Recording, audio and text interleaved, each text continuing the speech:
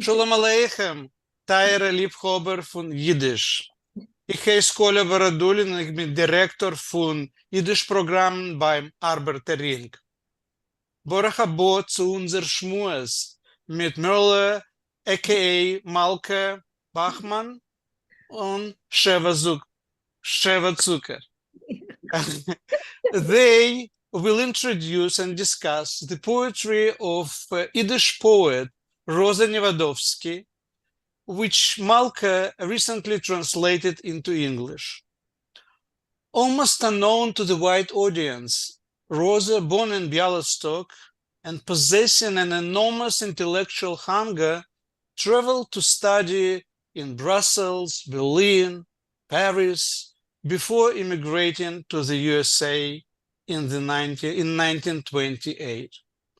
Her poetry captures the voices of city, mountain, and sea, joy and sorrow. Es freut mich sehr, euch vorzustellen, unsere Hocheve Gäste, Malke Bachman und Sheva Zucker. Malke is an author of Recovering Yiddishland, Threshold Moments in American Literature, published in 2008. Writing this book, she fell in love with Rosa Nevadovska's poetry, and in 2015, she was granted a translation fellowship at the Yiddish Book Center, where she worked on a draft of the book So Many Warm Words, which she will be reading from and discussing today. Ich bin speziell stolz, proud, that Malka take our classes on the Workman's Circle Arbeiterring, mostly with our respected and cherished instructor, Sheva Zucker.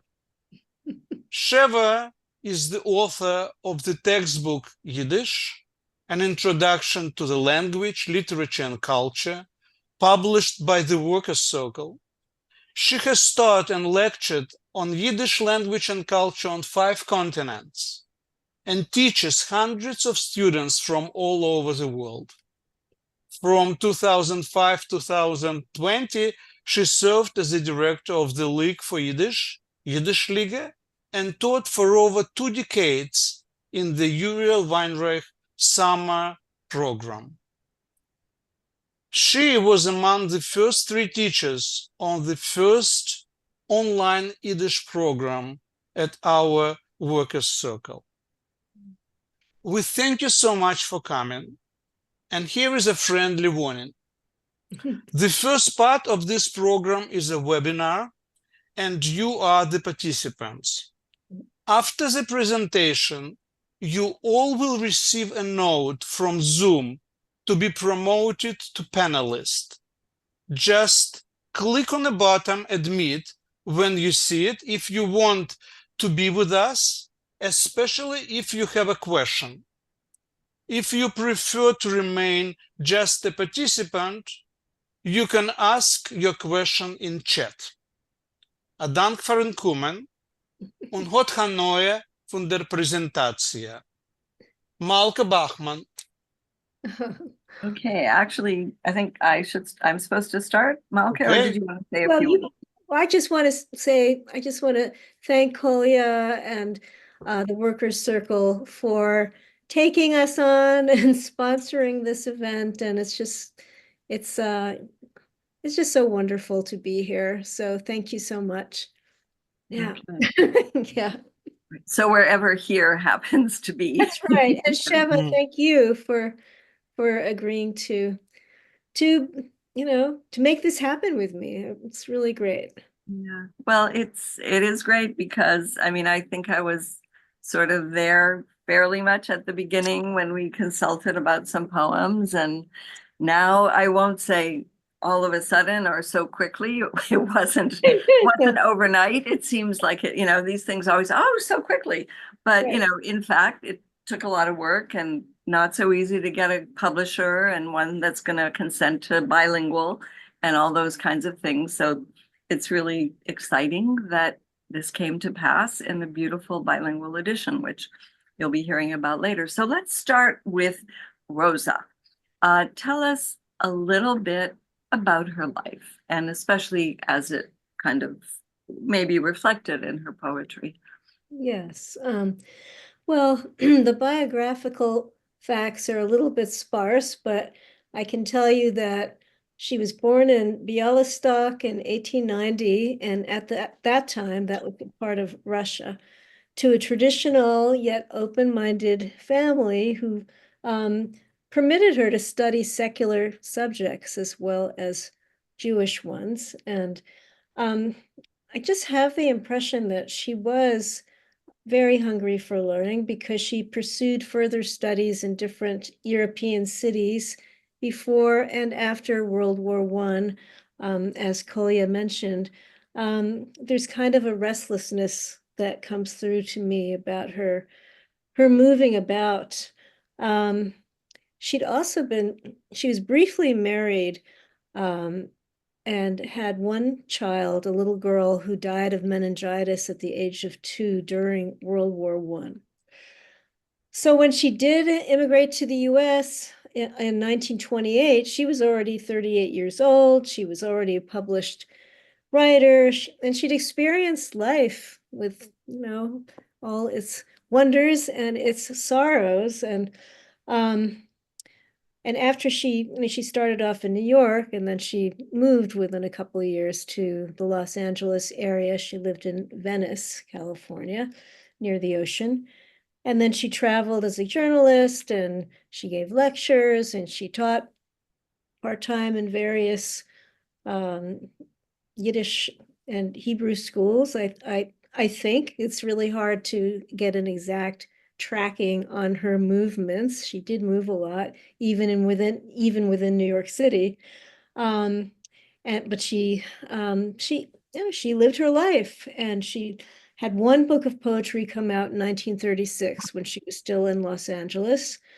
But she kept writing, and all of these poems were made available after when she was sick. She asked her family to make sure that the poems could see the light of day. And she passed away in 1971 in New York. Yeah. So just to say that, Nishkin Kleinerer, a rather a worthy and imposing figure in Yiddish literature, Bina Heller, edited the book. So this tells us something about, that she was obviously well regarded, together with Avram Lis, who was also an important person in the Beit Shalom Aleichem and in the Israeli cultural scene. So what attracted you to her? I know you are a poet yourself. Did she in some way call out to you as another poet? Did you see something, kinship, or did you feel she's very different? And yeah, what about her poetry struck you that made you want to pursue this? Well, I was very attracted to at least my image of her life. I mean, it's hard to say exactly, of course, but she did seem like a bit of a wanderer with unsettled, complicated personal life, and it was her poetry with which she had the strongest relationship. And that did appeal to me because of my own relationship with poetry. It really nurtured her. She wrote more than just the 2 poems I included in this anthology about, what poetry meant to her. But we can start off with A Mountain of Pain. And so that would be, yeah. Yeah.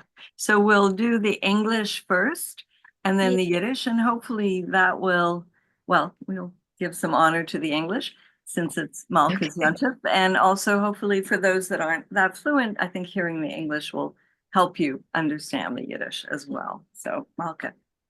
A Mountain of Pain. Words live as real as day. They breathe with the same breath. They rejoice quietly and share my lament. My suffering rests in a poem like light in its shadow. A mountain of pain presses into the lines of my poem, and years of living and striving. My words illuminated by fire, blue veins weave among them. Okay. A Bergpine. Es leben die Wörter wie vor von dem Tag. Sie atmen mit dem selbigen Atem. Sie freien sich still und klagen mein Klag. Mein Pein ruht in Lied, wie Licht in sein Schatten. A Berg von Pein strömt herein in die Schures von Lied und Jahren von Leben und Streben. Hellen auf in die Wörter Feier und Licht und Odern Leuer sich weben. Okay, so this is got a lot of pain.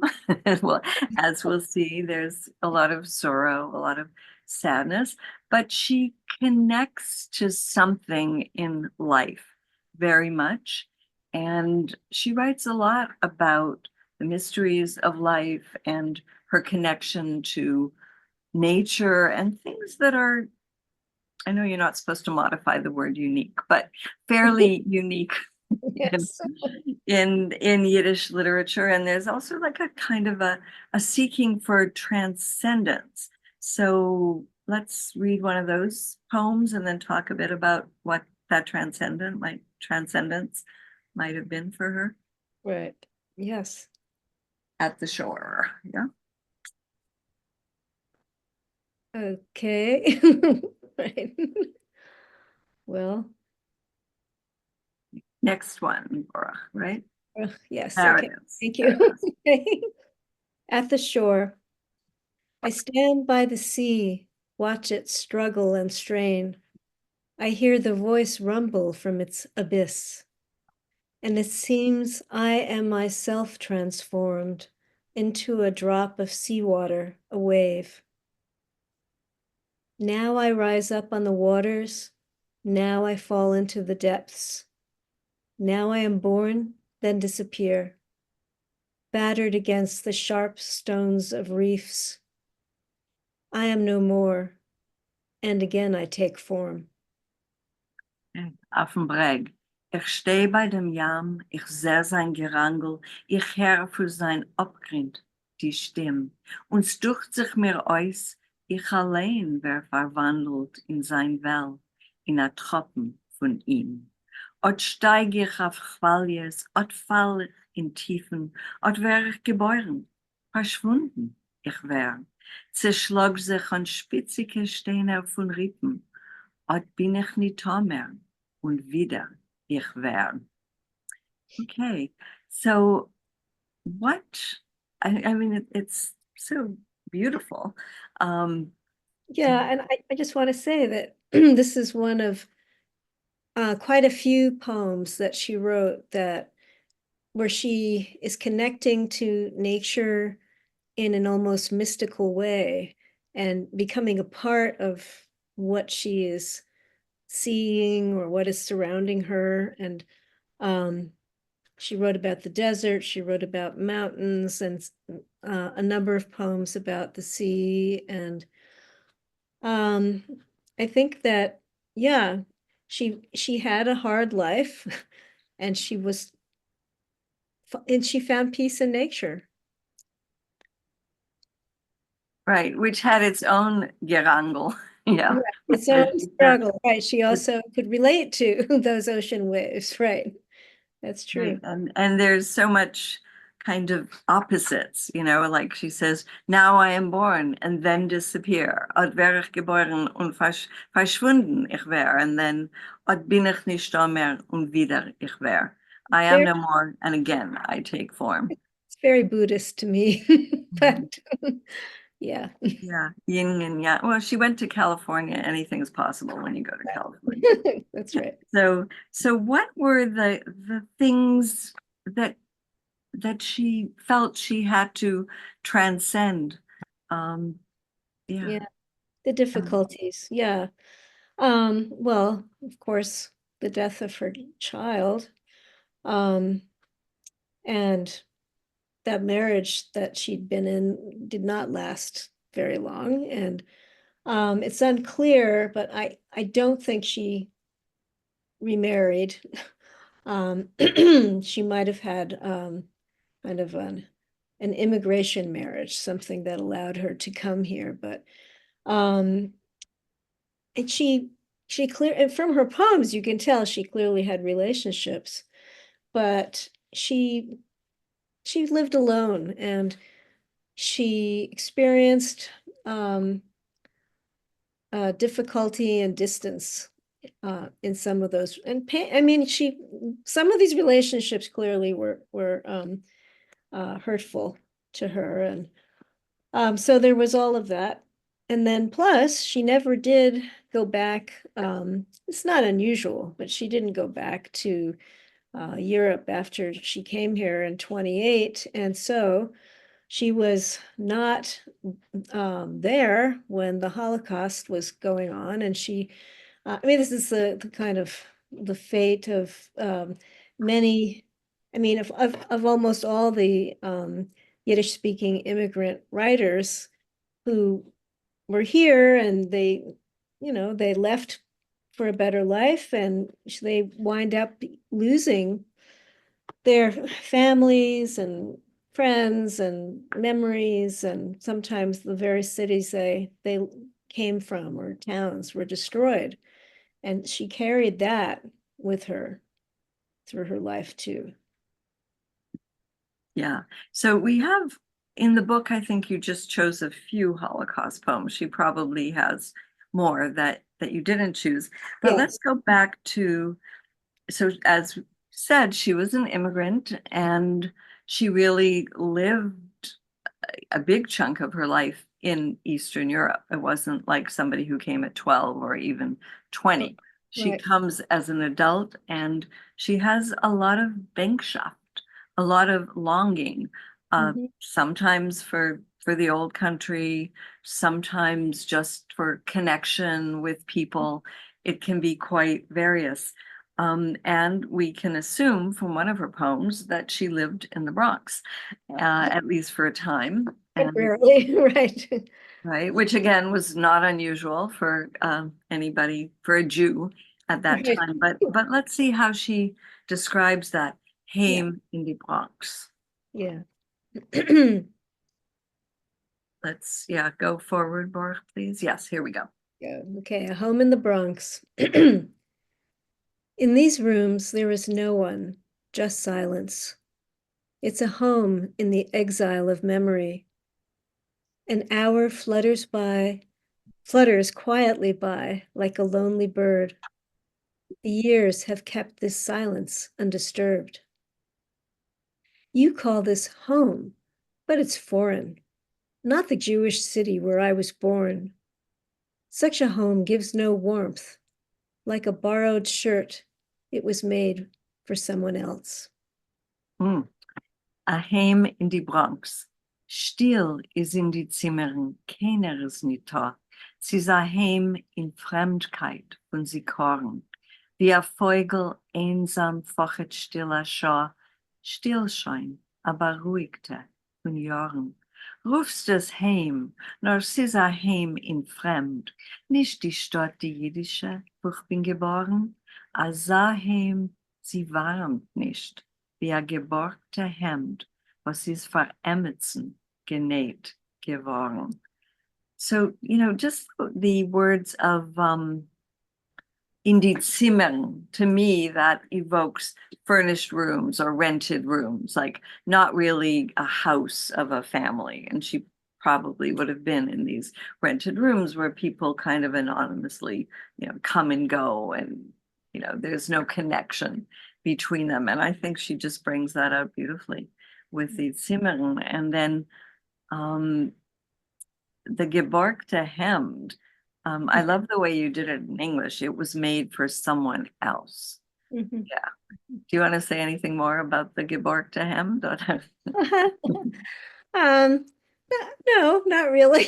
I mean, when I hear you read the Yiddish, I mean, as when I read the Yiddish, it's so beautiful. And so my my hope always is that even though I can't really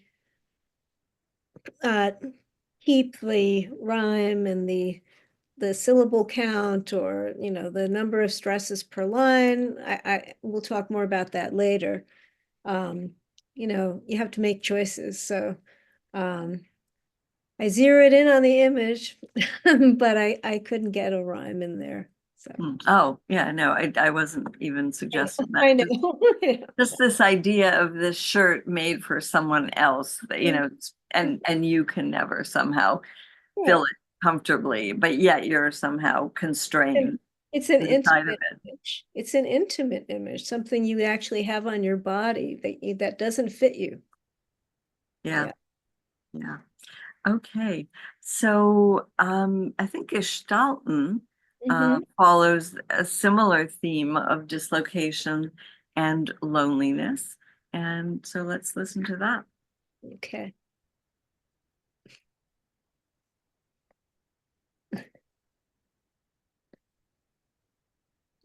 Okay.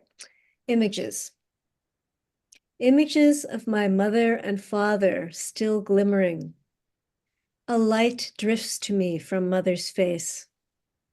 From my father wafts a smell of early spring, earth refreshed by a dew's frozen trace.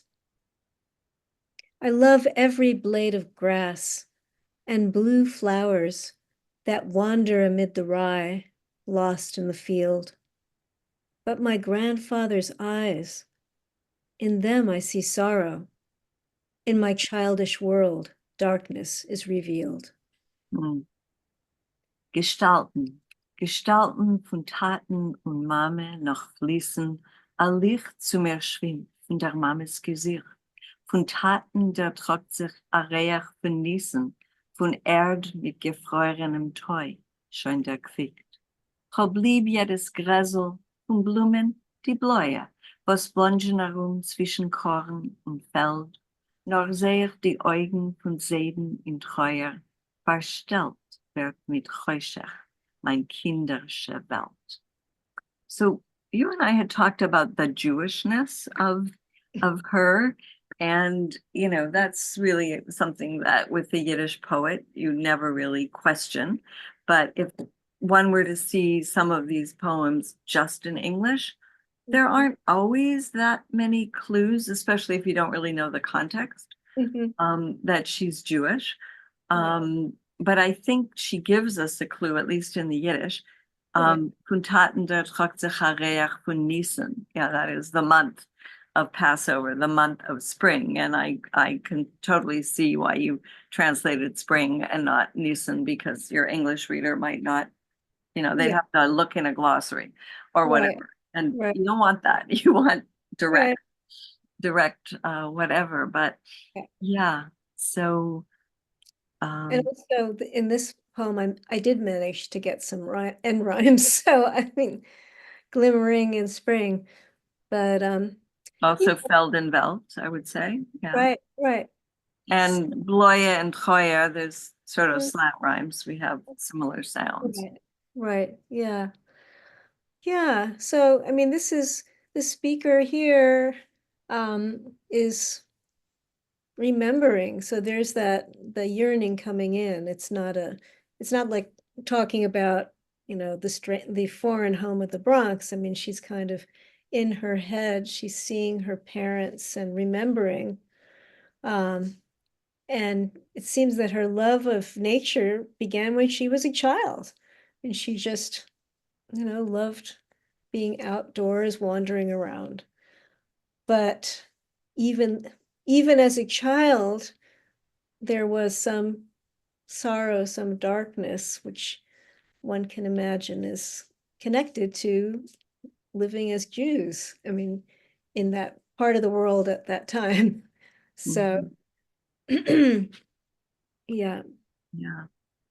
Do we know what happened to the Zeta? Did he perish, or we don't know?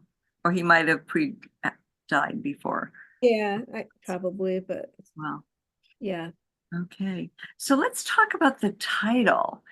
I don't know if one anguishes over a title, or if it just comes. I know for my own title, Yiddish, an Introduction, it was like the first thing, and then several car rides back and forth from North Carolina to New York, and what we came up with was Yiddish, an Introduction. So, yes, so much for really trying to come up with a title. But of course, you have these beautiful poetic words from her. So I think the title is a little maybe deceptive, but very emblematic of her and her work. So we think so many, or feel warme Wörter, so many warm words. And we think, here's a woman that really lived with a lot of warm words. So tell us a little more. Well, maybe let's read it first and then we'll talk about it. Whoops. I think we need to maybe, right, there it is. Thank you. Thank you. Yeah, we made a little decision. We made a decision a little bit late to flip the order of these. So anyway, so many warm words. So many warm words spoken into cold ears. So many strange places humming with their own life. And long had I gone, so long, on my own on a bright path, filling my lungs with song, climbing alone up the stairs. That warm breath of hope, when I got to the top, exhaled on a frosty night. No one awaited me there. Okay. So viel warme Wörter. So viel warme Wörter in kalte Euren gerät. So viel fremde Örter mit eigenem Leben belebt. Und so lang gegangen, allein auf den lichtigen Weg, mit Atem in meine Gesangen, gestiegen allein auf die Treppe. Dem warmen Atem von Hoffen, geheucht auf eine frostige Nacht. Und wemmen habe ich dort getroffen? Es hat keiner auf mir nicht gewartet. Okay, so illuminate. Right. Well, the poem really speaks to me because it kind of represents different facets of her life. I mean, there are so many warm words. Words are always warm for her, but they may not be received the way she would like. And she is a wanderer, so she finds herself in strange, unusual places, but they have their own life, which she appreciates, and she is on her own. She's on her own, and her path is illuminated. It's not a dark path. And she's, you know, literally or metaphorically, she's singing. She's filled with hope, even though she's climbing alone up the stairs. And, you know, when she finally gets to the place she's heading for, there's no one there. No one's waiting for her. So, Okay. so I thought, well, it expressed. But yeah, she sort of has hope and she climbs and.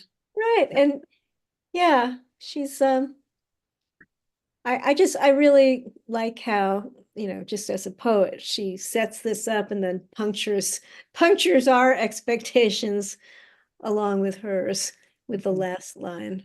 Yeah, and we discussed, this was something just in the Yiddish, but I think it's so remarkable that the rhyme scheme is really unusual, remember? So for example, we have A, B, A, C in each verse. So normally if only two lines are going to rhyme, it's going to be the second and the fourth, the one that closes.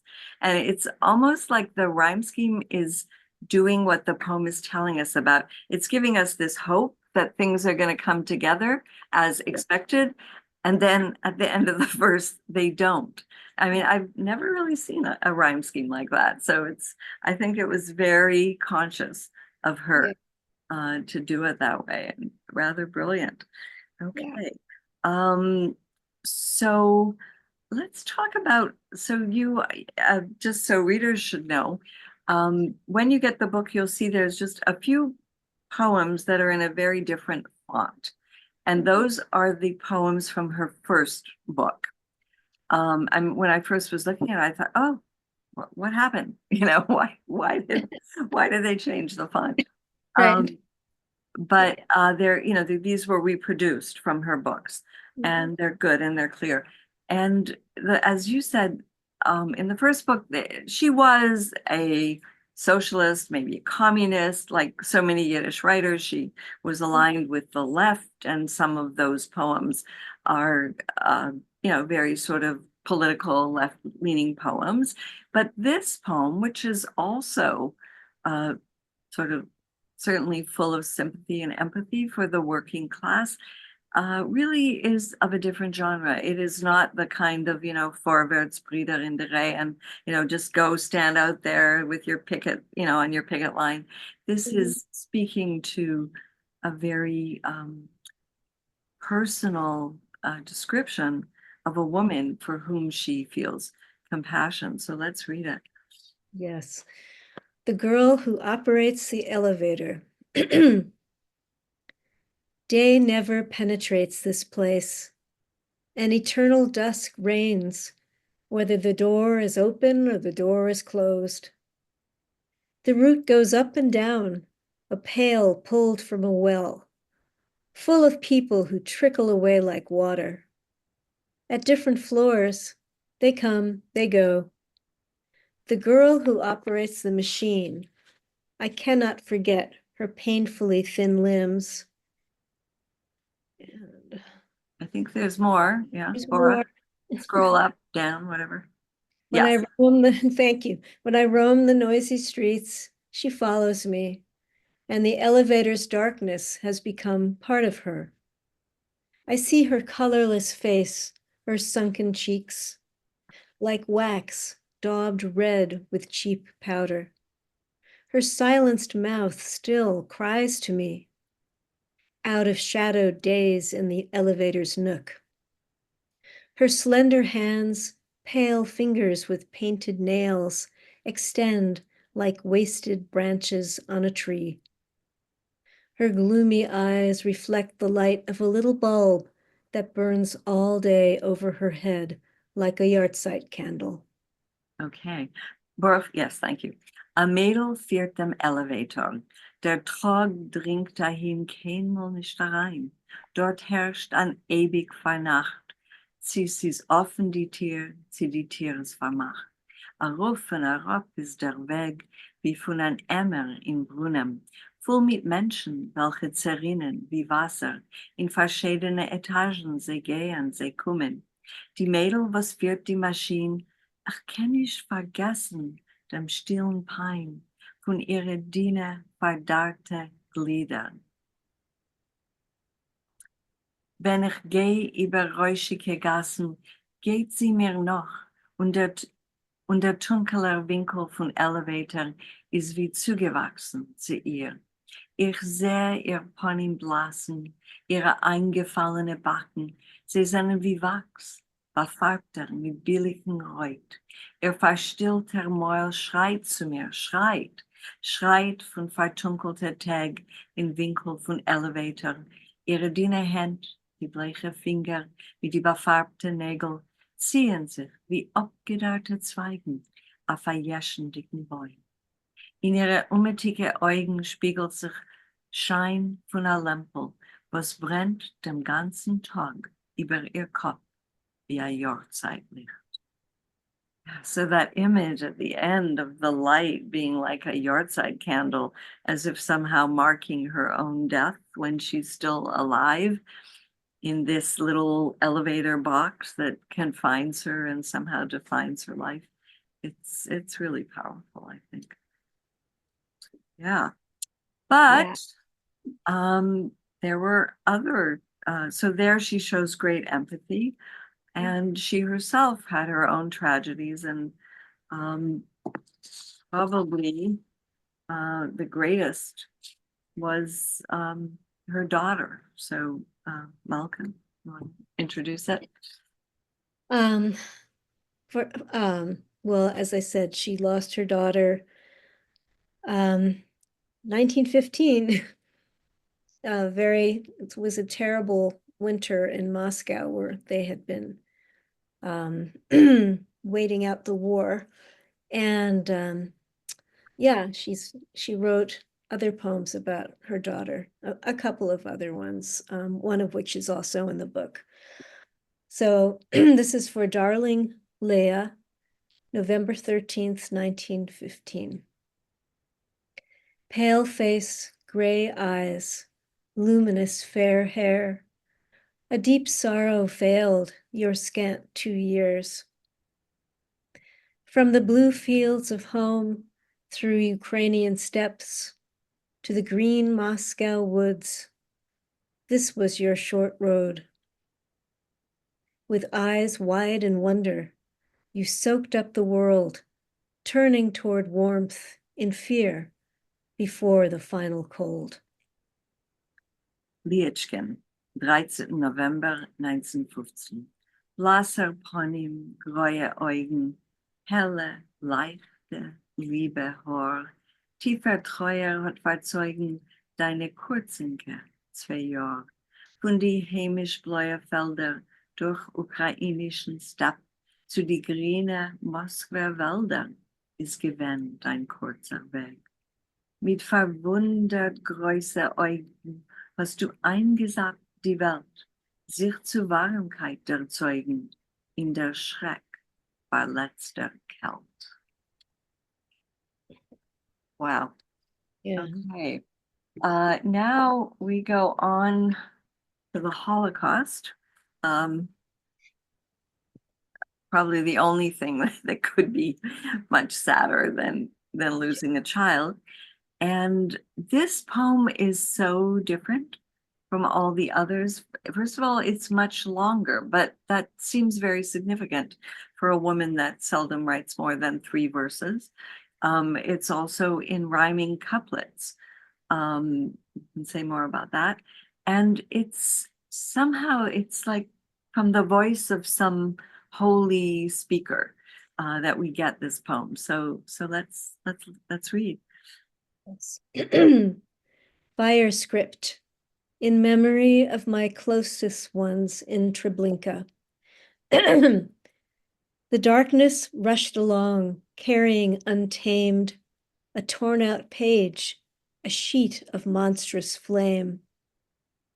The paper bore no letters, empty of any writ, yet a deeper, greater meaning still clung to it.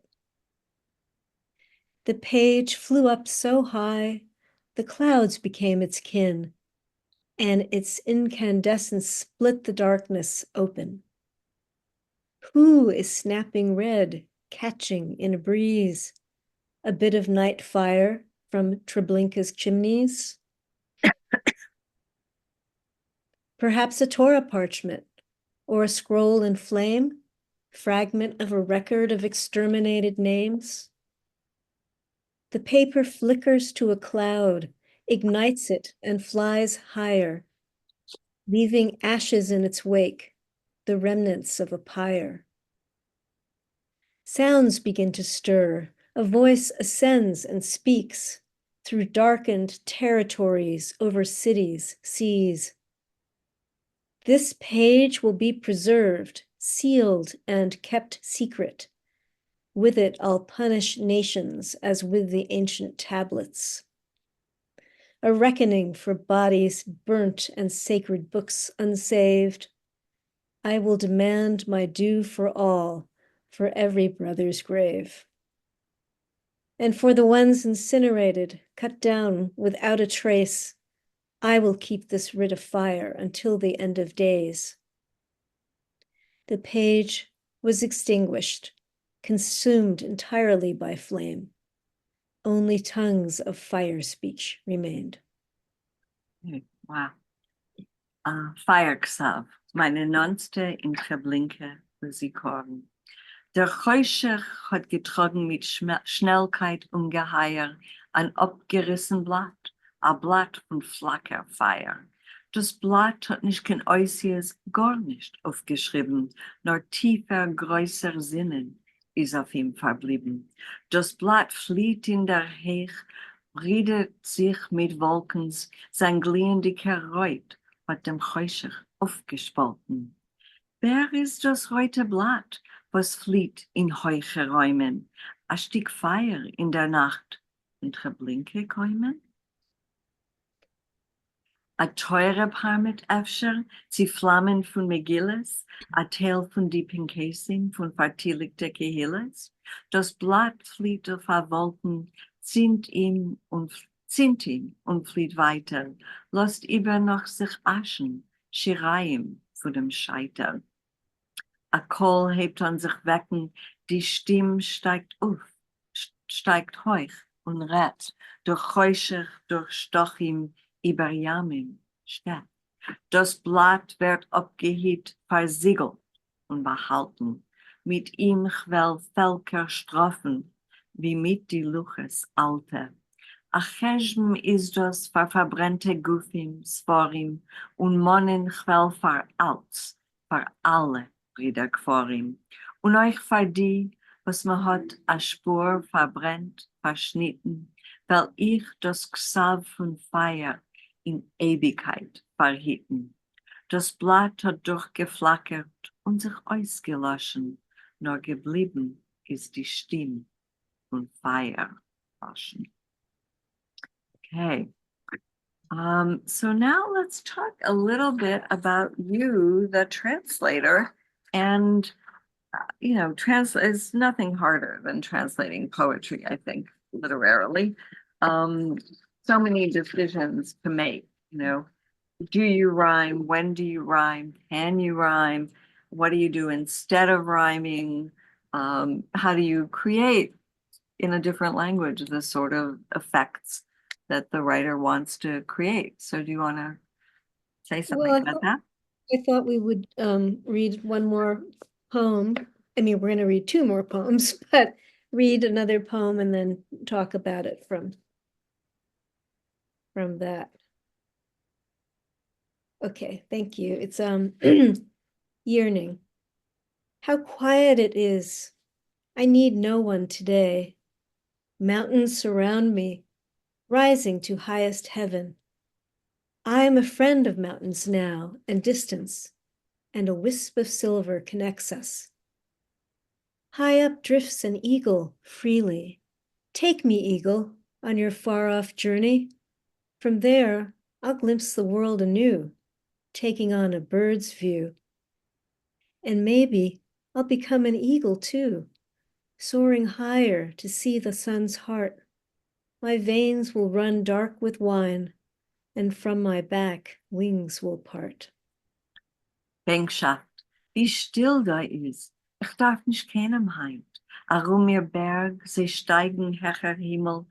Von Berg und Weitkeit bin ich jetzt der Freit. Und zwischen See und mir ein Silberdrimmel. Ein Adler trockt sich in die Hechen frei. Nimm mich, Adler, in dein Berg dem Weiten. Von dort will ich die Welt der Sehn aufs Nei. Und öfter auf ein Vogel sich verweiten. Und öfter euch ein Adler sein, sich tragen hecher, das Herz von Sonn begucken, mein Blut wird während dunkelreuter Wein und Fliegel werden wachsen auf meinen Rücken. Okay. Schmooze here. So what's wrong, Malcolm?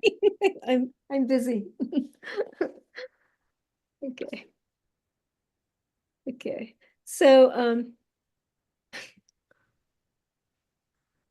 okay, so what I would say is, I mean, this is in one sense it's very similar to a lot of her poems in that it's written, it's 3 stanzas. It has a strict rhyme scheme, and with that comes a certain rhythm. And I love this poem, and so I really wanted to present the best English version of it. And I tussled with how to carry over some of the rhyme, because at least one strategy that we use as translators is echoing some rhyme elsewhere in the poem. So it's not necessarily end rhyme. It could be a rhyme somewhere inside of a line, but in this case, it's just, you can see in the first stanza, I didn't have any rhyme. I was kind of counting a little bit on distance and connects, us having some of that assonance. I was able to do better in the second stanza with freely, journey, anew, and view, even though that's not the rhyme scheme. It's an A, B, A, B. So anyway, and I in the last stanza, I was able to rhyme heart and part. So that was kind of a victory, but it's always a challenge, and especially I think when you're translating from a language like Yiddish, which does rely in large part. There's some poets, especially the more self-consciously modernist ones, who avoided rhyme or went out of their way sometimes to avoid it, but really it's grounded in in rhyme schemes, and that's not how we we used to write in English like that, maybe in the 19th century, but it would sound too it would sound like nursery rhymes if we were going to carry that over in a translation. So so you do the best you can, but Okay, so let's finish now. So in order to give people a chance to ask some questions, let's finish with a poem that will leave us on a, I'm not going to say cheerful, but on somewhat of a higher note. yes. And this one also deals with transcendence. So, yeah. I have seen the radiant dazzle of the hour before the stars ascend. I have seen at the height of day its end, and thought about beginnings that vanish. I have stood astonished. Around me, heavenly bodies shimmered and dimmed, and a wind with a light touch spoke to the world in a gesture of silence. Ich hab gesehen dem strahligen Geblend in der Schau von Aufsteig von Sternen. Ich hab gesehen von heuchen Tag dem End. Ich hab getracht von Aufkommen und nicht werden. Ich bin gestanden in Vergaf.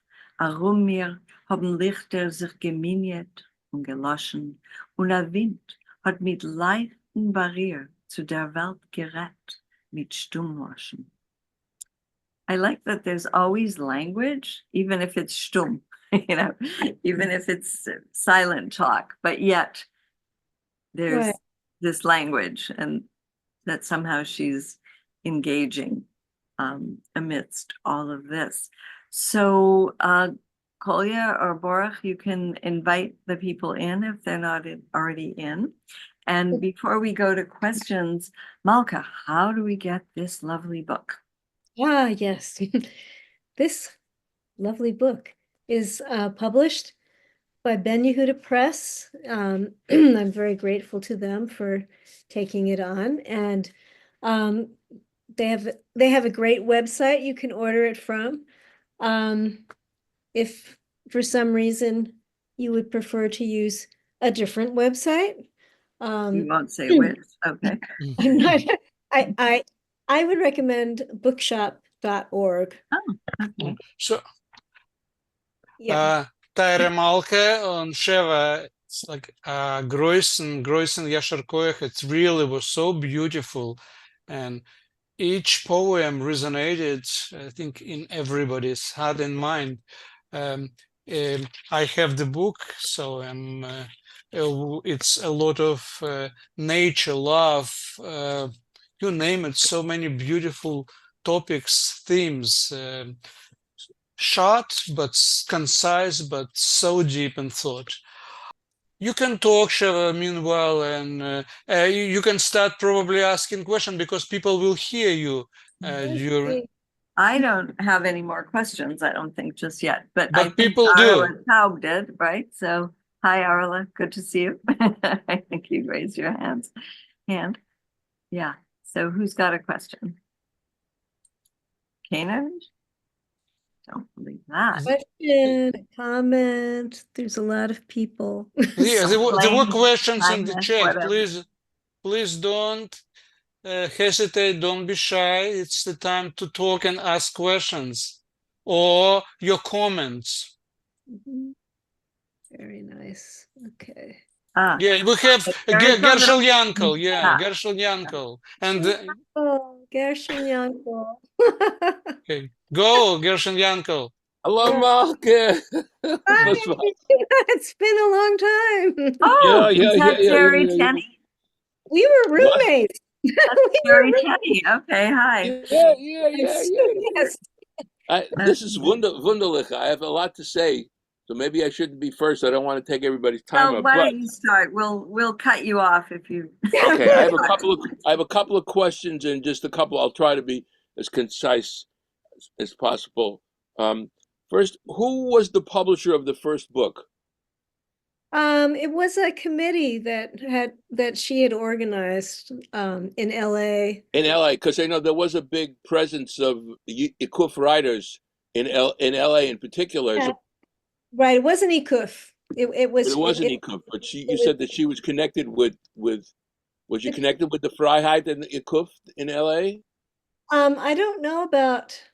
I'm not sure who she. I know she was connected with writers and really, you know, despite her personal sense of loneliness, I mean, she had correspondence with other writers, and she clearly had their respect. She had individual poems published in different places, newspapers and magazines, and just for whatever reason, or maybe reasons connected to male critics' tastes, she didn't come out with another book during her lifetime. But yeah, I Yeah, no, don't I'm know. just curious. Yeah, Yeah, Caroline Luce, who I don't know if she's here or not. She did a lot of research into the writers and their kind of political affiliation, but their cultural affiliations. And yeah.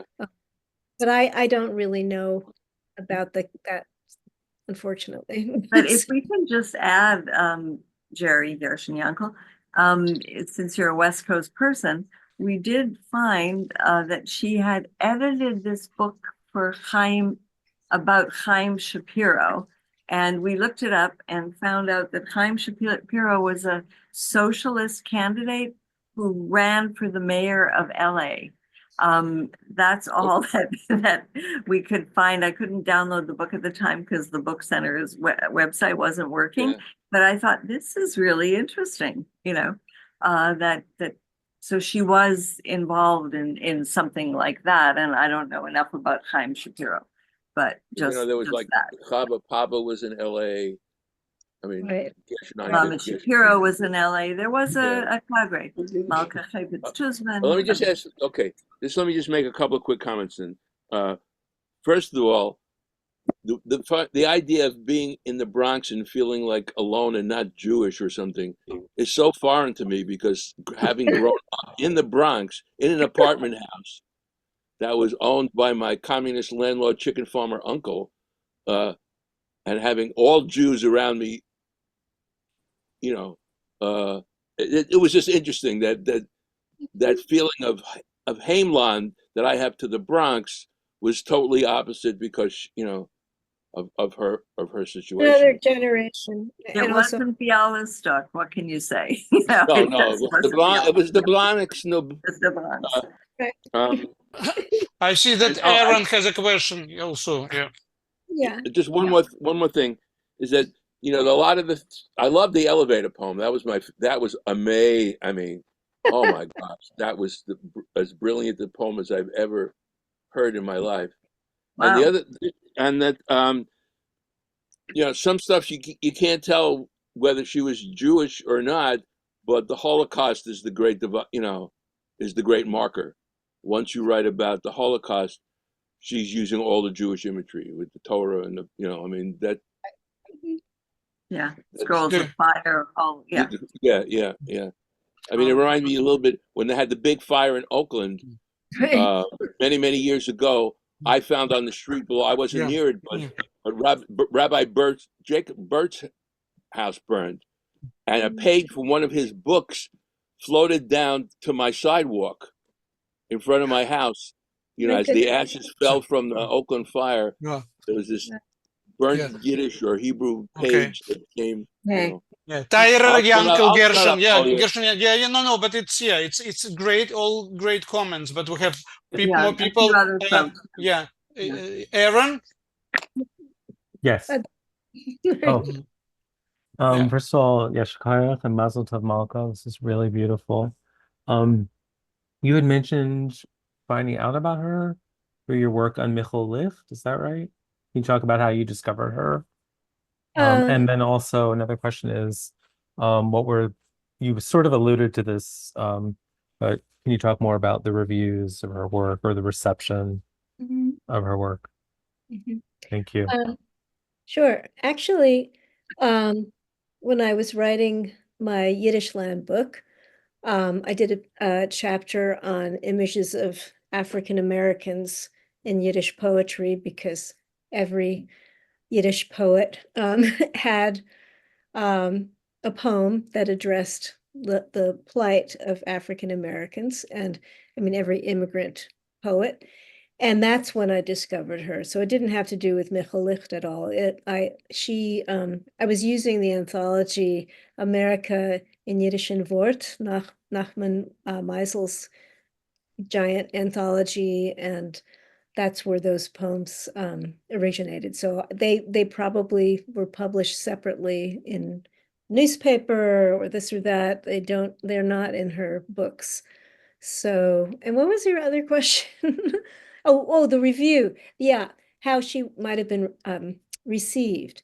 Well, there was only one review that I was able to track down by Shin Tenenbaum, and it was titled something like "The Lonely Woman at the Edge of the Sea" because he went out to Venice to visit her, and he clearly was very fond of her and liked her poetry, but the way his rhetoric was very much like the Weibische literature, like very womanly, very, feminine, sentimental, and all of that. And I think that,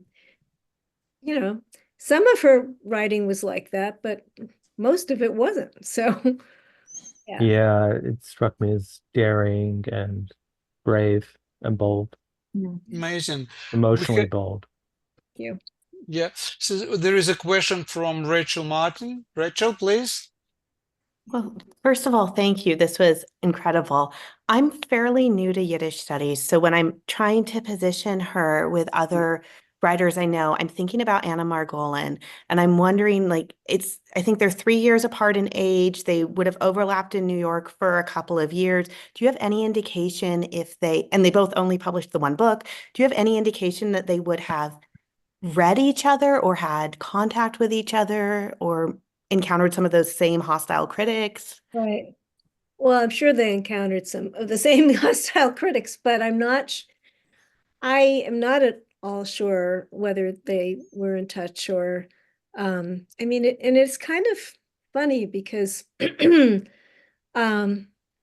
impression is sometimes of these Yiddish circles that, they knew of each other, but, if you're involved with Die Junge, you're not going to have much to do with a socialist writer or whatever. But I encourage you to look into it if you are interested, because there is information about her at YIVO. And because I was approaching her more out of an interest in translating her poetry, and I taught English as a professor for 15 years. I was not a Yiddish scholar per se, but you know, I really got into her. I I didn't really get into any of the handwritten stuff. And I am pretty sure there's some of that there. Also, if you'd like, I can put you in touch with her literary heir, who I'm very grateful to. I don't think she was able to come today to this reading, but because she has material about her aunt Rose. So yeah, If if I for could Great. just say, yes, that she came in 28. right. That was the year, I think, that Anna Margolin published her book and then kind of vanished. Not, as a poet, she became very reclusive. And so not necessarily did they meet, but I can't imagine that she would not have read Anna Margolin. That seems to Absolutely. be impossible. And if I had to say, I noticed that Babette, I don't know if she's still here, put a question in the chat, who were her influences, and I'll leave that to Malka, but I would say that to me, she resonates most like Anna Margolin, if I want to think of any specific poet, female poet particularly. But Malka, I'll leave the question to you if you want to expand. There is another question from David Blayman. David? Yeah, so my question really is about language and issues that raises for translation. I think one thing that's very noticeable from the poems that you've shared tonight is in the Yiddish, the economy of language. Mostly the poems quite short, and the language is very simple and very succinct. And I think it's quite difficult to achieve that in English, because of course English is a different language with many different roots.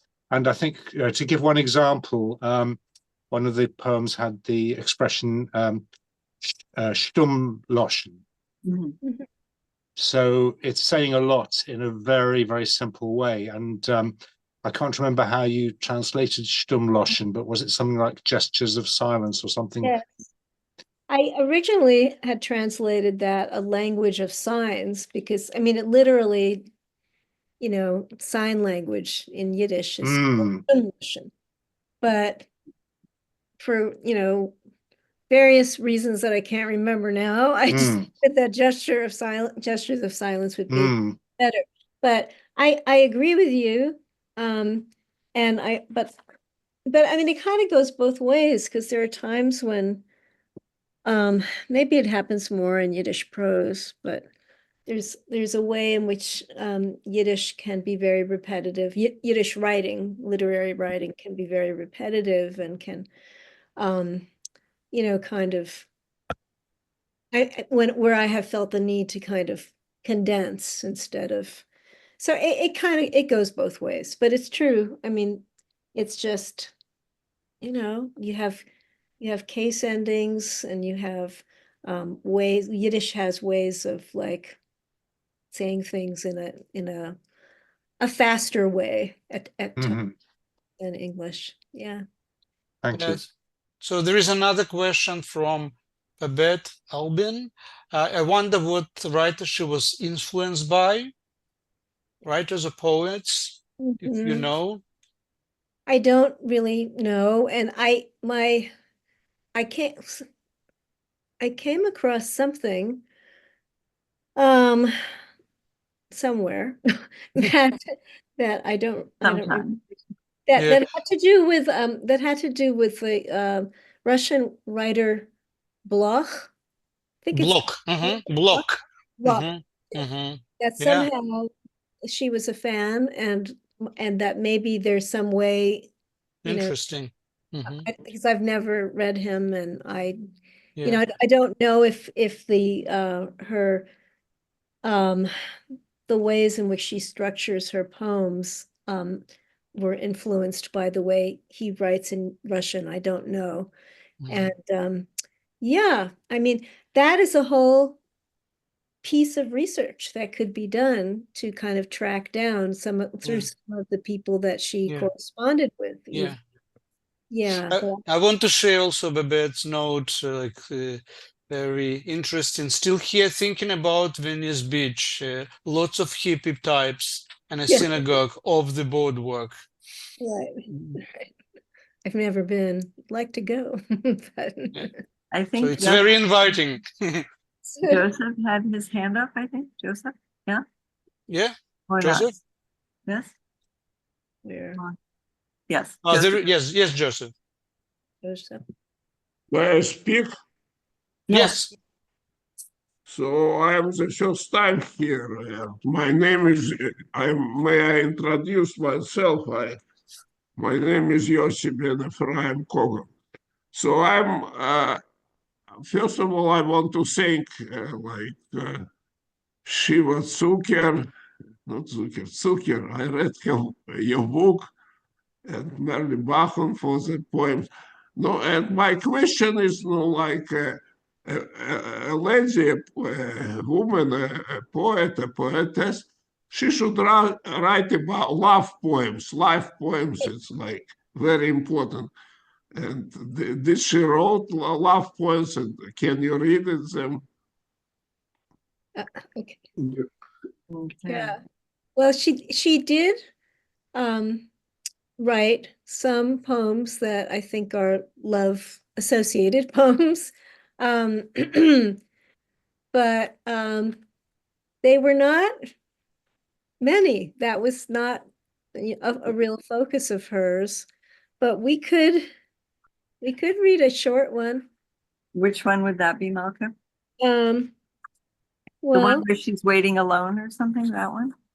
Or the, at the crossing of noisy streets. what page? That's on 6 and 7. 6 and 7? Okay. Yeah. Okay. This might be an indication of how of her attitude towards a love relationship. I don't know, but at the crossing of noisy streets. At the crossing of noisy streets, I waited for you on the corner. The rattle and roar of automobiles cut pieces from my day. I recalled the snowy heads of mountains. They spoke to me of loneliness. It's good for two together to take a single road. And I waited for you until late. Beim Überkreuz von Reuschike Gassen. Beim Überkreuz von Reuschike Gassen hab ich gewahrt auf dir beim Rog. Maschinen haben mit Ruder und Raschen geschnitten Sticker von mein Tag. Hab der Mond sich die Bergkerb in Schneien. Sie haben wegen Einsamkeit gerät. Als gut ist ein Weg gehen in Zweien. Und gewahrt auf dir hab ich gesperrt. Sehr So- schön. Sehr This schön. is Prächtig. unrequited love, right? Yeah, It's yeah. always this Bankshaft and something missing. And yeah. I think so. It was, we had a, if there is no more questions, was a pleasure, and it was like a große Vergnügen. And I hope we wish you the reissue of your first book, so it should be a second one, and huge successes in your so difficult but so beautiful work of art. And thank you so much for coming. We will be sending you the recording in a couple of days. It will be also on our website, but if you registered, you'll receive a personal link to the recording. Hartlichen Dank. Bleibt alle gesund.